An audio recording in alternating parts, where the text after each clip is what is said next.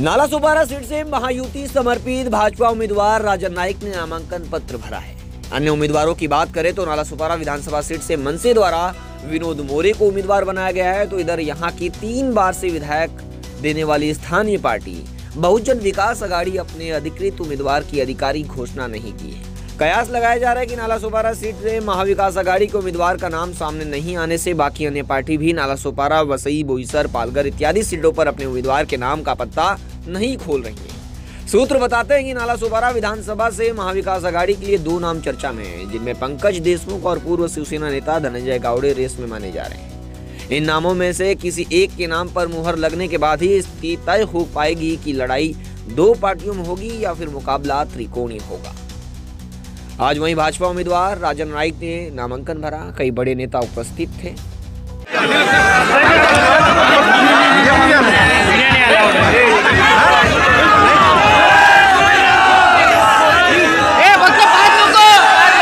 एक 132 नालासोपारा से आपने नामांकन किया है, क्या विश्वास लेकर आए हैं, क्या कहेंगे?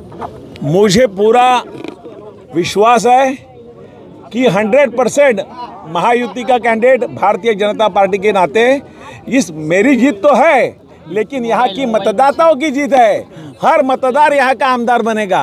हम उनकी समस्या मेरे तरफ आएगी, विधानसभा में मैं प्रतिनिधित्व करूँगा और यहाँ के लोगों को जो समस्या है वो समस्या निश्चित रूप से हल करने का प्रयास करूँगा। मैं हल करूँगा ही, ऐसा मुझे पूरा विश्वास है। नालासोपारा में हॉस्पिटल से लेकर इंफ्रास्ट्रक्चर तक सारी जो समस्याएं आप देखने को मिल रही है, क्या विजन लेकर आए सर? क्या कहेंगे जनता को, क्या आश्वासन देंगे?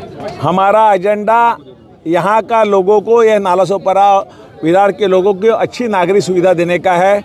यहाँ अच्छा हॉस्पिटल महापालिका का और राज्य सरकार का भी अच्छा हॉस्पिटल यहाँ बनना चाहिए। यहाँ आरओबी MMRD के तहत यहाँ आरओबी जो 3-4 आरओबी की आवश्यकता है वो तुरंत बनना चाहिए। आप बाजू में देख रहे हैं नारंगी का आरओबी का गत 15 साल से 20 साल से काम चालू है। यहाँ महाड़ा के जगह में जो स्पोर्ट्स कॉम्प्लेक्स बना रहा है उसके एडवर्टाइज भूमि पूजन इतना किया था बड़ा कि बाबा रे विश्व का सबसे बड़ा यहाँ स्टेडियम हो रहा है, ऐसे जो भूमि पूजन हुआ था। लेकिन आज भी 8 साल से वो जो के त्यों है। ऐसे ट्रैफिक की समस्या है। नालासोपारा विरार में जो एक ब्रिज कभी बनाया था उसमें छोटी गाड़ियाँ जाती है। ट्रैफिक की समस्या, प्लेटफॉर्म पे जाने के लिए रास्ते एकदम नैरो है।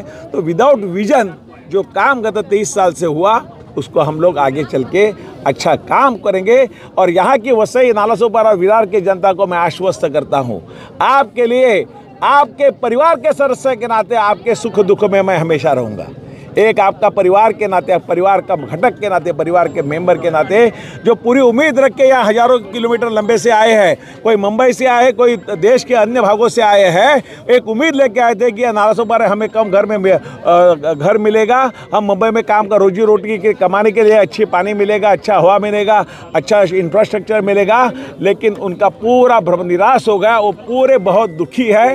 मैं उसको विश्वास देता हूँ केंद्र सरकार ने जो काम किया और हमारे महाराष्ट्र सरकार जो हमारे आदरणीय देवेंद्र जी ने जो काम किया 5 साल में, और अभी शिंदे साहब के नेतृत्व वाली सरकार जो काम करे, लाडले बहनें हमारी जिनको पैसा आज अभी का यहाँ नालासोपारा विरार में 1.25 लाख से भी ज़्यादा 1.5 लाख तक महिलाओं को उसका लाभ मिला है।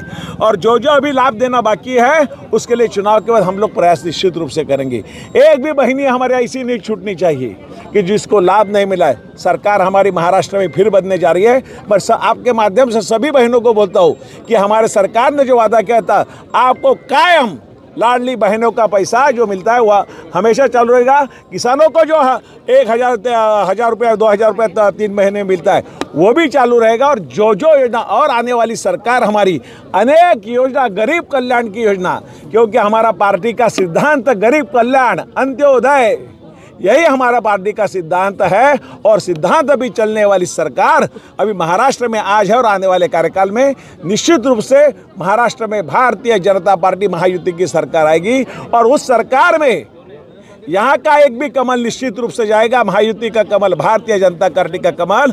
और विकास क्या होता है यहाँ के जनता को उसके बाद निश्चित रूप से आने वाले दिसंबर से निश्चित रूप से मालूम पड़ेगा। 2025 साल, 2024 से 29 साल ये एरिया के लिए, विकास के लिए वो 5 साल हो गए, ऐसा मैं आपको विश्वास देता हूँ। आपके माध्यम से इस वसई विरार की जनता को विश्वास देता हूँ कि नामांकन में आप शामिल हुई हैं। आज नाला सुपारा को लेकर, विकास को लेकर, पिछले 15 सालों के विकास को लेकर आगे क्या कहेंगे आप, क्या अपेक्षा है? मैं पिछले 30 साल के विकास को लेके ये कहूँगी कि ये पिछले 30 साल का विकास है कि आज भी उनका वही मुद्दा है, पानी वही है। आज भी यहाँ की जनता भले वसई विरार महानगर पालिका क्षेत्र में रहती है, परंतु ग्राम पंचायत से बुरा हाल है हमारा। और यही रीज़न है कि आज भारतीय जनता पार्टी ने इतना सशक्त उम्मीदवार दिया है और भारतीय जनता पार्टी ने स्टैंड लिया है कि वो अपना खुद का उम्मीदवार खुद के चिन्ह पे खड़ा कर रही है। और रही बात 15 साल के, अगर आप विकास की बात करेंगे तो ये वो विकास है जो आज 41 बिल्डिंग भुगत रहा है। और आप लोगों को अच्छी तरह से जानकारी होगी कि आज से वहाँ पे तोड़क कार्रवाई चालू हो गई। आज वहाँ पे 7 बिल्डिंग तोड़ने का आदेश आया है। हालांकि 41 की 41 बिल्डिंग सब टूटने वाली है, परंतु वो सब गरीब जनता जो है बेघर होगी और वो सबके सब मतदार है और इसका जवाब वो लोग भली भांति चुनाव में वोटिंग के थ्रू देंगे। 15 सालों से बनी हुई इमारतें जो जिसका आप चर्चा कर रही हैं, कौन जिम्मेदार होगा? महानगर पालिका भी उस समय थी, प्रशासन भी उस समय था, उस समय भी अवैध निर्माण हुए, सिर्फ वो 41 बिल्डिंगों पे किसकी नजर है? देखिए, 41 बिल्डिंग का सबसे पहला जिम्मेदार मैं समझती हूँ उस समय के महापौर, जो आप लोग सभी जानते हैं कि 2009 में प्रथम महापौर कौन थे, तो प्रथम महापौर उस समय के जिम्मेदार है।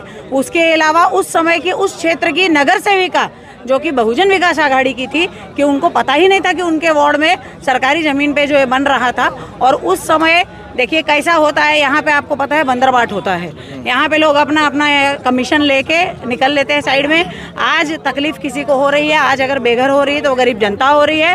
और यहाँ के आमदार बड़े ही बेशर्मीते के साथ कहते हैं, परसों उन्होंने ये गरीब जनता को कहा कि आप लोग इतना देर से क्यों आए, आप लोगों को मेरे पास पहले आना चाहिए था। परंतु यही वो आमदार है, यही वो आमदार का परिवार है और यही उसके कार्यकर्ता है जो इलेक्शन के टाइम पे वहाँ वोट मांगने जानते हैं। इस बार अगर ये वो लोग वहाँ गए तो वहाँ पे उनका स्वागत चप्पल से होगा।